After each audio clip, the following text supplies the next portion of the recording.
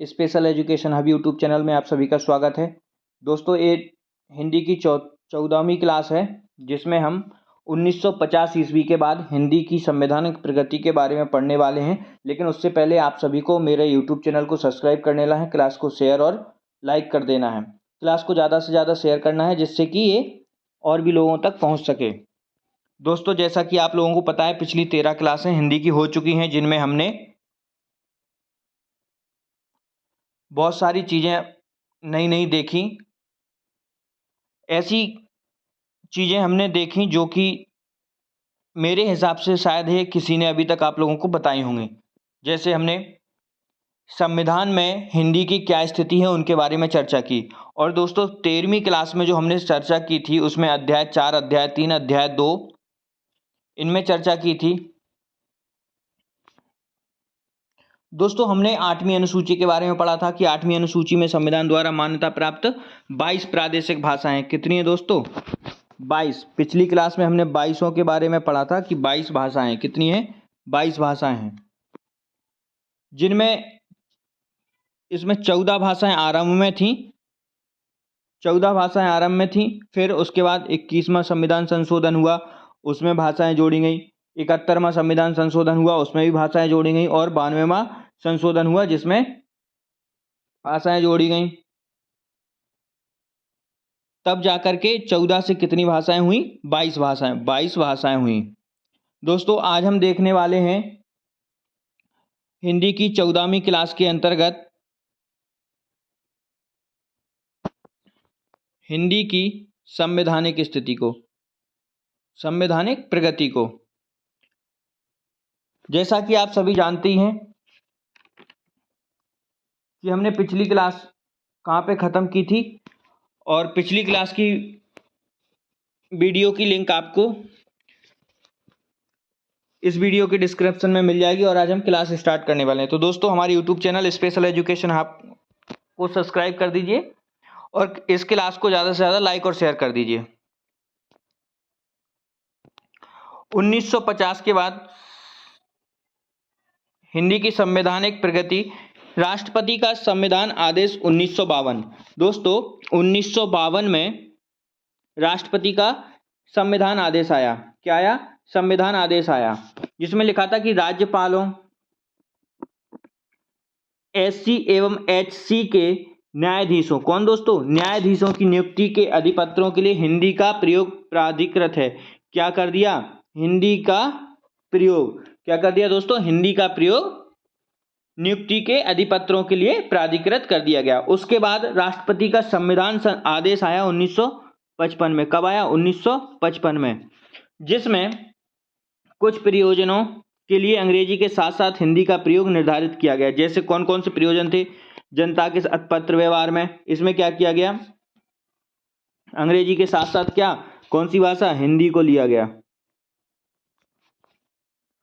प्रशासनिक रिपोर्ट, सरकारी पत्रिकाओं व संसदीय रिपोर्ट में, संकल्पों व विधायी नियमों में,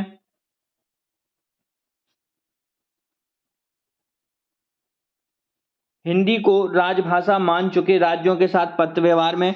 दोस्तों, उस समय पे जो भारत के राज्य थे जिन्होंने हिंदी को अपनी राजभाषा मान लिया था, उनके साथ कोई भी संपर्क किया जाएगा तो वो कौन सी भाषा में किया जाएगा? पत्र व्यवहार में कौन सी भाषा का यूज होगा? हिंदी भाषा का यूज होगा।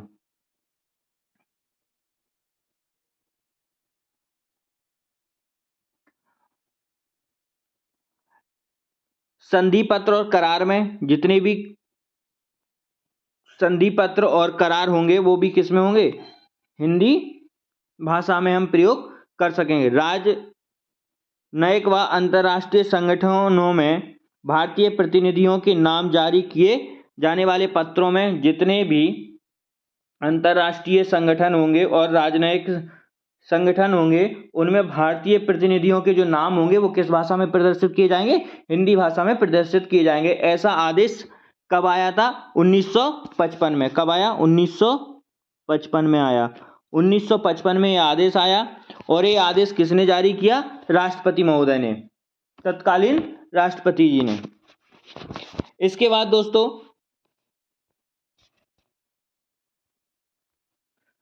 प्रथम राजभाषा आयोग बाल गंगाधर बीजी खैरा आयोग। 7 जून 1955 को इसका गठन हुआ। किसका गठन हुआ? 7 जून 1955 को बीजी आयोग का, बीजी आयोग का गठन हुआ। किसका गठन हुआ? बीजी आयोग का गठन हुआ, जिसे क्या खैर आयोग भी कहा जाता है। ये क्या था? प्रथम राजभाषा आयोग था। क्या था दोस्तों? प्रथम राजभाषा आयोग था। इसमें और हाँ, इसमें 31 जुलाई 1956 को इसका प्रतिवेदन हुआ। क्या हुआ? 31 जुलाई 1956 को इसका प्रतिवेदन हुआ। 7 जून 1955 को इसका गठन हुआ। इसे खैर आयोग के नाम से भी जाना जाता है। इसे बाल गंगाधर बीजी भी कहा जाता है और इसे प्रथम राजभाषा आयोग भी कहा जाता है।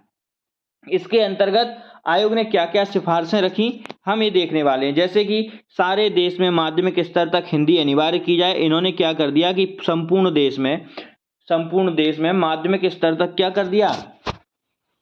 हिंदी भाषा को अनिवार्य कर दिया गया। देश में न्याय देश की भाषा में किया जाए। और देश की भाषा कौन सी मान ली गई थी दोस्तों? हिंदी भाषा को माना था। क्या? हिंदी भाषा हमारे देश की भाषा थी और न्याय देश की भाषा में किया जाए। ऐसा कब आया? प्रथम राजभाषा आयोग में ये सारी सिफारिशें रखी गई। नंबर 3 था जनतंत्र में अखिल भारतीय स्तर पर अंग्रेजी का प्रयोग संभव नहीं है। क्या था? कि जनतंत्र में अखिल भारतीय स्तर पर अंग्रेजी का प्रयोग संभव नहीं है। क्यों संभव नहीं था? अब हम ये देख लेते हैं क्यों संभव नहीं था। क्योंकि अधिक लोगों द्वारा बोली जाने वाली हिंदी भाषा समस्त भारत के लिए उपयुक्त है। अंतर्राष्ट्रीय स्तर पर अंग्रेजी का प्रयोग ठीक है। कहाँ पे? अंतर्राष्ट्रीय स्तर पर क्या है? अंग्रेजी का प्रयोग ठीक है, किंतु शिक्षा, प्रशासन, सार्वजनिक जीवन तथा दैनिक कार्यकलापों में विदेशी भाषा का व्यवहार अनुचित है। सही बात है दोस्तों, क्योंकि हमारे देश में हिंदी बोलने वालों की संख्या अत्यधिक थी। इसीलिए हम कह सकते हैं कि जनतंत्र में अखिल भारतीय स्तर पर अंग्रेजी भाषा का प्रयोग संभव नहीं था। जैसे कि ग्रामीण क्षेत्र में क्या होता था, जो पढ़ा लिखा नहीं था वो क्या करेगा? वो अंग्रेजी बोलेगा? नहीं बोल पाएगा। तो उसके लिए क्या था? हिंदी ही एकमात्र विकल्प था। क्या था? एकमात्र विकल्प हिंदी था, या फिर उनके लोकल के क्षेत्र की भाषा थी। कई बार तो क्या होता है कि जैसे बहुत ही पिछड़ा हुआ इलाका है और उस समय पे इतना विकास भी नहीं हुआ था। स्वतंत्रता के जस्ट बाद में इंडिया में इतना विकास भी नहीं था कि हर प्रत्येक व्यक्ति के पास शिक्षा हो। निरक्षर लोग थे, उनको या तो लोकल की भाषा आती थी या फिर हिंदी भाषा। आयोग के दो सदस्यों ने कौन कौन से दो सदस्यों ने? कुमार चटर्जी, सुनीति कुमार चटर्जी एवं तमिलनाडु के केपी सुब्बरोयान। कौन? एक तो सुनीति कुमार चटर्जी और तमिलनाडु के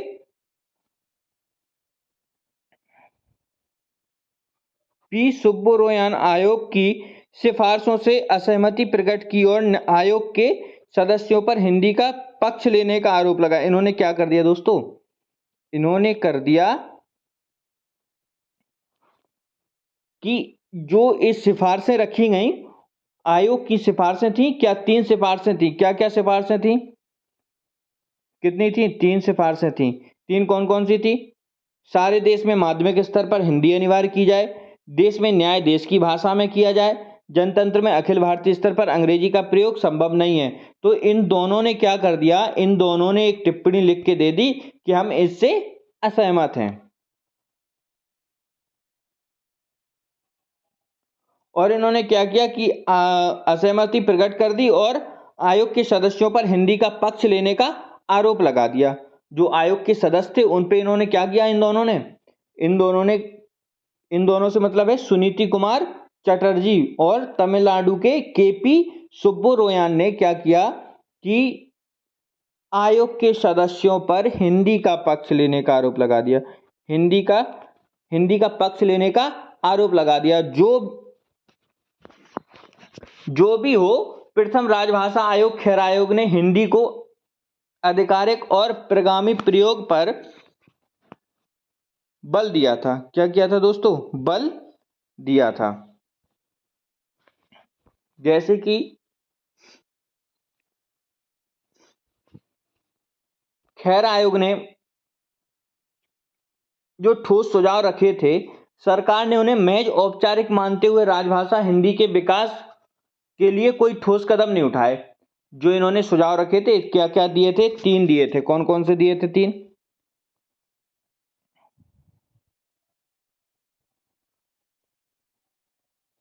3 सुझाव थे ना, कि सारे देश में माध्यमिक स्तर पर हिंदी अनिवार्य की जाए, देश में न्याय देश की भाषा में हो, जनतंत्र में अखिल भारतीय स्तर पर अंग्रेजी का प्रयोग संभव नहीं है। ये 3 सिफारिशें रखी और खैर आयोग ने जो ठोस सुझाव रखे, मतलब ये 3 सिफारिशें रखी, इनमें क्या हुआ, सरकार ने उन्हें महज क्या माना? एक औपचारिक मान लिया कि एक औपचारिकता ही है और कुछ नहीं है। और राजभाषा हिंदी के विकास के लिए सरकार ने कोई भी ठोस कदम नहीं उठाया।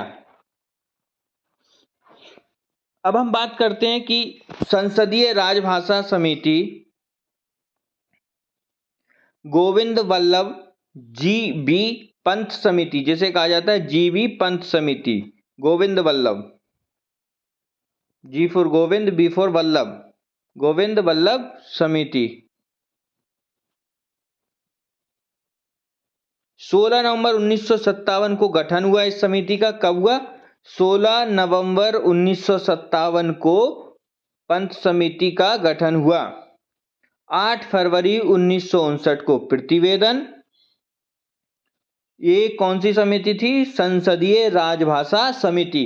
पंत समिति ने कहा कि राष्ट्रीय एकता को द्योतित करने के लिए एक भाषा को स्वीकार कर लेने का स्वतंत्रता पूर्व का जो जोश ठंडा पड़ गया है। क्या कर दिया इन्होंने? कहा कि पंत समिति ने जो कहा कि राष्ट्रीय एकता को द्योतित करने के लिए एक भाषा को स्वीकार कर लेने का स्वतंत्रता पूर्व का जोश जो था, वो कैसा हो गया? ठंडा पड़ गया। मतलब जो शुरुआत में एकदम जोश हुआ, जनता में जो जोश उत्पन्न हुआ कि नहीं हम हिंदी, क्या हिंदी, जो भी नेता थे, क्रांतिकारी थे, उन्होंने क्या कहा? हिंदी हिंदी। लेकिन पंत समिति ने क्या कहा कि राष्ट्रीय एकता को द्योतित करने के लिए जो जोश था वो कैसा हो गया? ठंडा पड़ गया। इस समिति की भी सिफारिशें थी कुछ, जिन पे हम चर्चा कर लेते हैं कि क्या क्या सिफारिशें थी। इस समय इनकी सिफारिशें थी कि हिंदी संघ की राजभाषा का स्थान जल्दी से जल्दी ले। क्या करे? कि हिंदी संघ की राजभाषा का स्थान जल्दी से जल्दी ले, लेकिन इस परिवर्तन के लिए कोई निश्चित तारीख जैसे 26 जनवरी 1965 नहीं दी जा सकती। परिवर्तन धीरे धीरे स्वाभाविक रीति से होना चाहिए। क्या होना चाहिए? परिवर्तन होना चाहिए वो स्वाभाविक रीति से होना चाहिए। मतलब ये नहीं कह देना चाहिए कि एकदम से हमें तारीख देते हैं, इसको हम परिवर्तन कर देंगे। दूसरी बात इन्होंने कही कि 1965 तक अंग्रेजी प्रधान राजभाषा और हिंदी सहायक राजभाषा रहनी चाहिए। क्या कहा? कि हिंदी प्रधान राजभाषा अंग्रेजी प्रधान राजभाषा और हिंदी सहायक राजभाषा रहनी चाहिए। 1965 के बाद जब हिंदी संघ की प्रधान राजभाषा हो जाए, क्या हो जाए? जब हिंदी प्रधान संघ की राजभाषा हो जाए तो अंग्रेजी संघ की सहायक सह राजभाषा रहनी चाहिए। इन्होंने क्या कहा कि जब हमारी हिंदी राजभाषा हो जाएगी तो संघ की सहायक भाषा या सह राजभाषा कौन सी हो जानी चाहिए? 1965 के बाद अंग्रेजी, और 1965 ईस्वी तक अंग्रेजी प्रधान राजभाषा रहनी चाहिए। क्या रहनी चाहिए? अंग्रेजी प्रधान राजभाषा रहनी चाहिए और हिंदी सह राजभाषा रहनी चाहिए।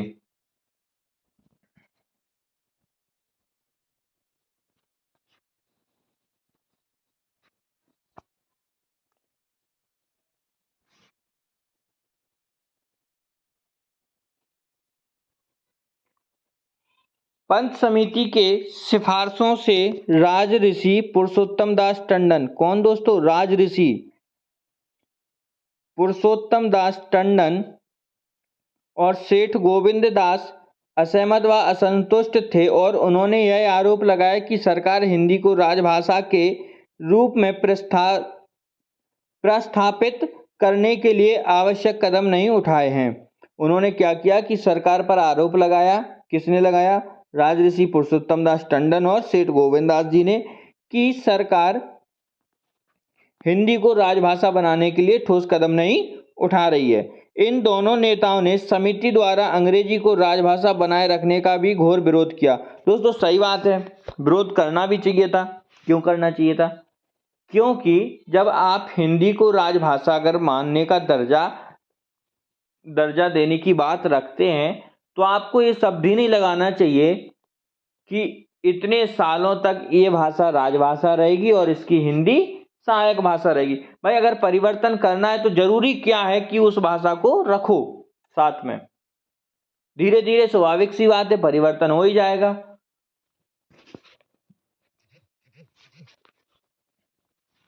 परिवर्तन प्रकृति का क्या है? नियम है। और जो भी सरकार ने पंत समिति की सिफारिश को स्वीकार कर लिया, क्या कर लिया? कि जो भी हो सरकार ने पंत समिति की बात को स्वीकार कर लिया। तो दोस्तों पंत समिति का गठन कब हुआ? 1957 में। 1957 में। प्रतिवेदन कब हुआ? 1959 में। 1959 में प्रतिवेदन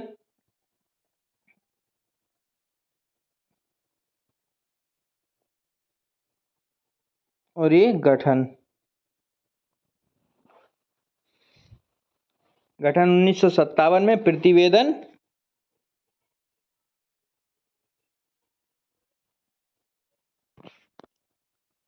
अब हम बात करते हैं कि राष्ट्रपति का आदेश 1960 में क्या आया। राष्ट्रपति महोदय का आदेश 1960 में क्या था?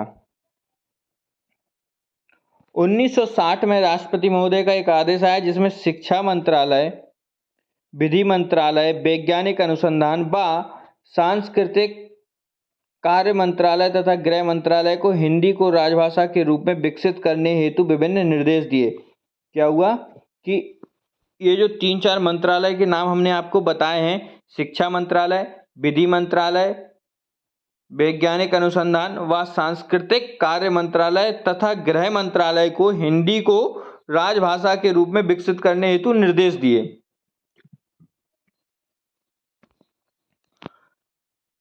उसके बाद राजभाषा अधिनियम 1963, कौन सा? राजभाषा अधिनियम 1963 आया। कौन सा आया? राजभाषा अधिनियम 1963। दोस्तों राजभाषा अधिनियम संविधान के अनुसार इसमें क्या हुआ? राजभाषा अधिनियम में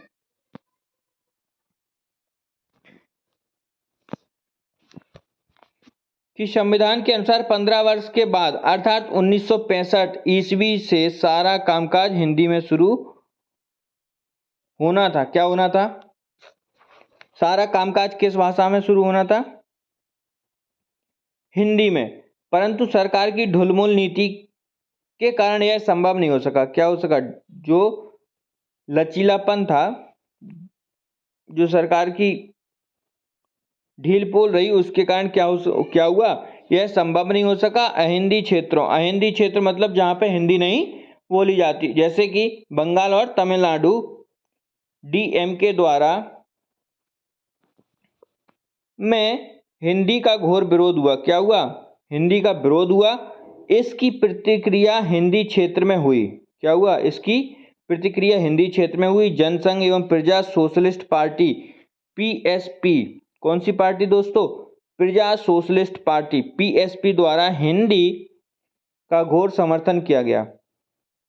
क्या हुआ? जब वहां पे विरोध चल रहा था तो यहाँ पे क्या हुआ? यहाँ पे पीएसपी ने हिंदी का घोर समर्थन कर दिया, बहुत जोर शोर से। क्या किया? बहुत जोर जोर से समर्थन कर दिया, बहुत जोर शोर से।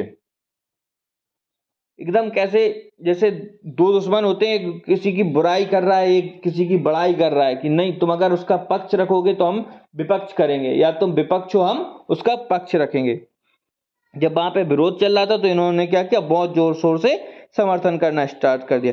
हिंदी के कट्टरपंथी समर्थकों ने भाषाई उन्माद को उभारा, जिसके कारण हिंदी की प्रगति के बदले हिंदी को हानि पहुंची। लेकिन उसका परिणाम क्या हुआ?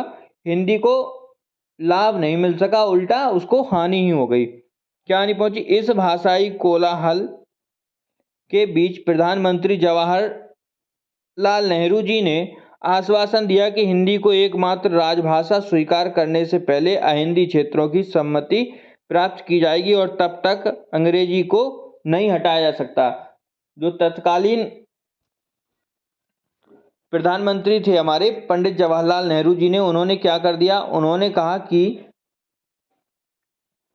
हम हिंदी को तब तक एकमात्र राजभाषा नहीं बना सकते जब तक कि हम अहिंदी राज्यों की सहमति नहीं ले लेते, क्योंकि वहां पे हिंदी का विरोध हो रहा था। तमिलनाडु में, बंगाल में, यहाँ पे क्या हो रहा था? डीएमके द्वारा बहुत विरोध किया जा रहा था। यहाँ पे विरोध हो रहा था और हिंदी राज्यों में इसका जोर शोर से समर्थन किया। किसने किया? बीएसपी पार्टी, बीएसपी, प्रजा सोशलिस्ट पार्टी। पी फॉर प्रजा, पी फॉर प्रजा, S for socialist, P for party, PSP. इसकी स्थापना हुई थी दोस्तों, पीएसपी पार्टी की स्थापना हुई थी आपकी 1952 में। कब हुई थी? 1952 में।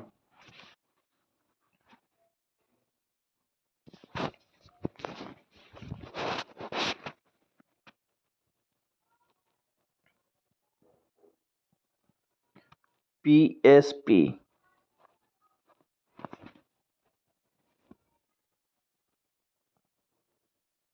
पीएसपी स्थापना कब हुई? 1952। में संस्थापक थे इसके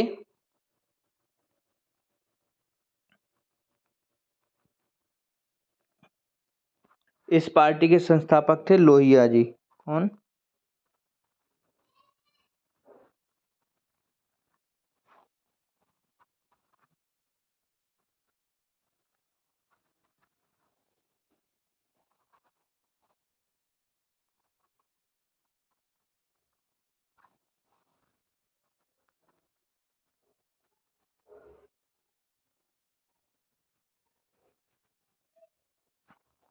कौन थे? लोहिया जी। हिंदी का जोर शोर से समर्थन, इसका काम क्या था? हिंदी का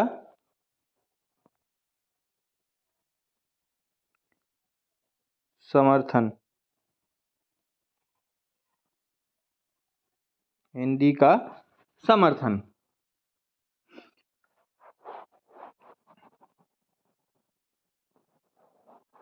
दोस्तों एक चीज और थी, क्या? हमने एक चीज और देखी, जनसंघ। दो पार्टियों ने समर्थन किया था ना, एक तो ये आपकी ये हो गई, ये नोट कर लो, पीएसपी, प्रजा सोशलिस्ट पार्टी। इसके बाद एक और थी, जनसंघ। क्या था? जनसंघ।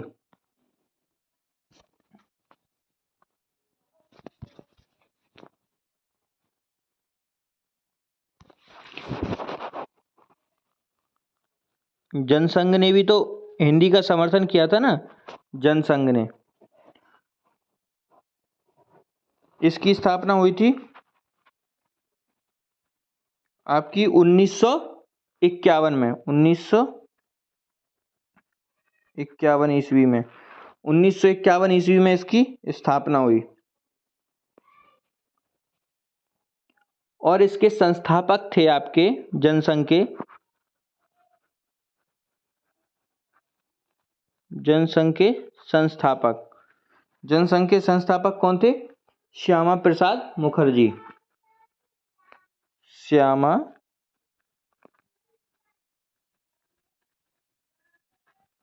प्रसाद मुखर्जी।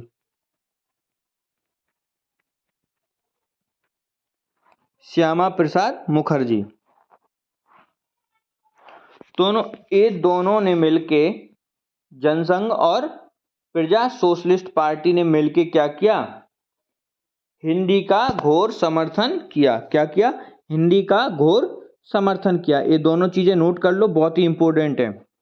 जब डीएमके द्वारा हिंदी का विरोध किया जा रहा था, किसके द्वारा? डीएमके द्वारा क्या किया जा रहा था? हिंदी का विरोध।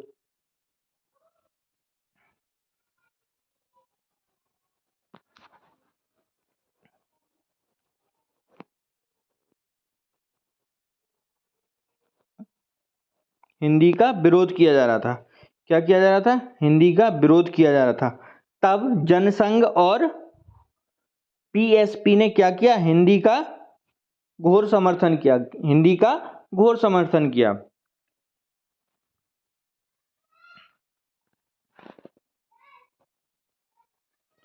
एक चीज और है, जो राजभाषा अधिनियम के बारे में हम पढ़ रहे हैं, राजभाषा अधिनियम की स्थापना और कब इसका संशोधन हुआ, ये भी हम देख लेते हैं।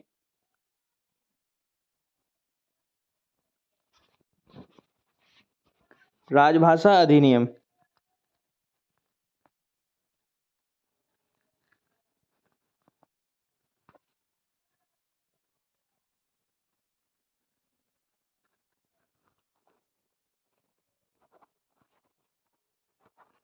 (1963) में आया और 1967 में संशोधित हुआ। कब? 1963 में क्या हुआ? संशोधित।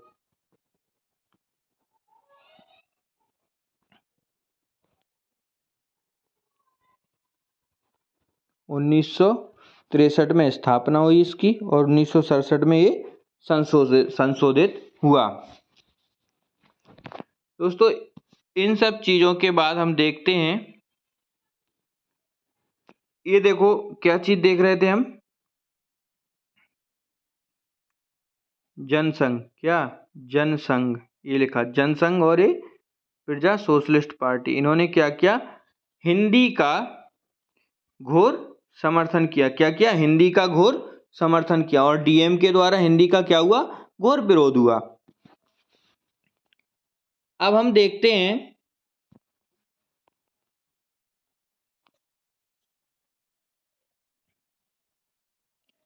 इस कि राजभाषा विधेयक का उद्देश्य क्या था। किसका?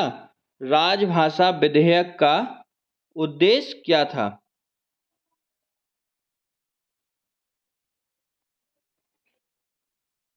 दोस्तों, जब ये चीजें सामने आई कि पीएसपी और जनसंघ ने इसका सपोर्ट किया और डीएम के द्वारा इसका विरोध किया गया, किसका? हिंदी का। हिंदी के कट्टरपंथी समर्थक जो थे, उन्होंने जो उन्माद से हिंदी को उबारा, उससे हिंदी की प्रगति हुई, लेकिन हिंदी को क्या हुआ? हानि हुई। हिंदी को हानि हुई। और अब उस समय के तत्कालीन प्रधानमंत्री जी जवाहरलाल नेहरू ने क्या कह दिया कि ये आश्वासन दे दिया कि हिंदी को जब तक हम राजभाषा नहीं मान सकते, बना सकते, एकमात्र राजभाषा नहीं बना सकते, जब तक अहिंदी राज्यों का हमें समर्थन नहीं मिल जाता।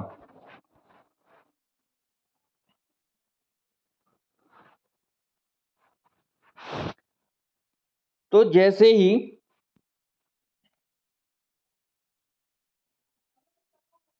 उन्होंने ये बात कही, तो उसके पश्चात हमें ये देखने को मिला कि राजभाषा विधेयक को गृह मंत्री लाल बहादुर शास्त्री ने प्रस्तुत किया। किसने किया? राजभाषा विधेयक को गृह मंत्री लाल बहादुर शास्त्री, उस समय गृह मंत्री कौन था? लाल बहादुर शास्त्री। उन्होंने प्रस्तुत किया राजभाषा विधेयक का उद्देश्य जहां राजकीय प्रयोजनों के लिए 15 वर्ष बाद यानी 1965 से हिंदी का प्रयोग आरंभ होना चाहिए था, वहां व्यवस्था को पूर्ण रूप से लागू न करके उस अवधि के बाद भी संघ के सभी सरकारी प्रयोजनों के लिए अंग्रेजी का प्रयोग बनाए रखना। इन्होंने क्या कर दिया कि जहां पे हिंदी को आ जाना चाहिए था 1965 के बाद या 1965 से हिंदी का प्रयोग चालू हो जाना चाहिए था, वहां पे इन लोगों ने क्या किया कि हिंदी को ना करके अंग्रेजी का ही प्रयोग करते रहे। दोस्तों हम आज यहीं पे अपनी क्लास समाप्त करते हैं। हमने इसमें जाना कि 1950 ईस्वी के बाद हिंदी की संवैधानिक प्रगति के बारे में, जिसमें हमने राष्ट्रपति का संविधान आदेश 1952, 1955 और 1960 को देखा। और हमने दो चीजें और देखी जिनमें प्रथम राजभाषा आयोग बाल गंगाधर बी.जी. खैर आयोग के बारे में जाना कि बी.जी. खैर आयोग की स्थापना कब हुई, गठन कब हुआ और प्रतिवेदन कब हुआ। और हमने संसदीय राजभाषा समिति गोविंद वल्लभ जी बी पंत समिति के बारे में भी चर्चा की कि इन्होंने अपनी क्या सिफारिशें रखी, क्या निष्कर्ष निकला, इनके बारे में हमने देखा और जाना समझा। उसके बाद हमने राजभाषा अधिनियम 1963 को देखा। दोस्तों राजभाषा अधिनियम 1963 में हमने ये भी देखा कि उसका संशोधन कब हुआ। राजभाषा अधिनियम 1963 में आया और संशोधन 1967 में हुआ। प्रजा सोशलिस्ट पार्टी की स्थापना किसने की? लोहिया जी ने की। स्थापना की सन क्या थी, हमने ये भी जाना। और इस पार्टी ने हिंदी के लिए अपने क्या विचार रखे ये भी चर्चा की। जनसंघ ने क्या विचार रखे, क्या चर्चा की, हमने ये भी जाना।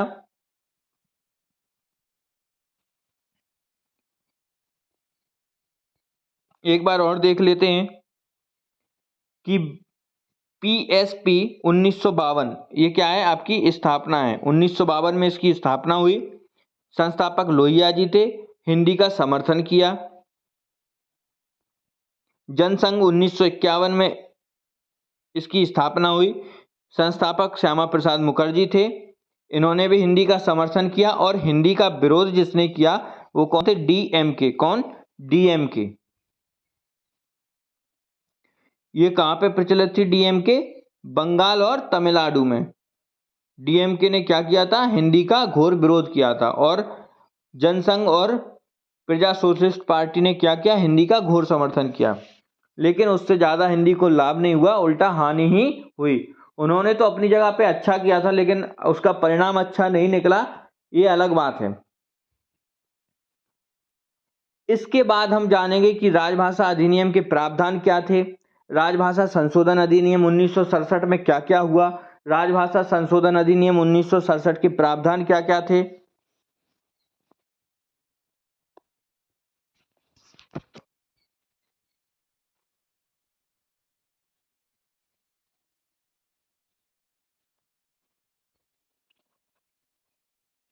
और उसके आगे हम संसद द्वारा पारित संकल्प में क्या क्या, जैसे त्रिभाषा सूत्र है ना, राजभाषा नियम है,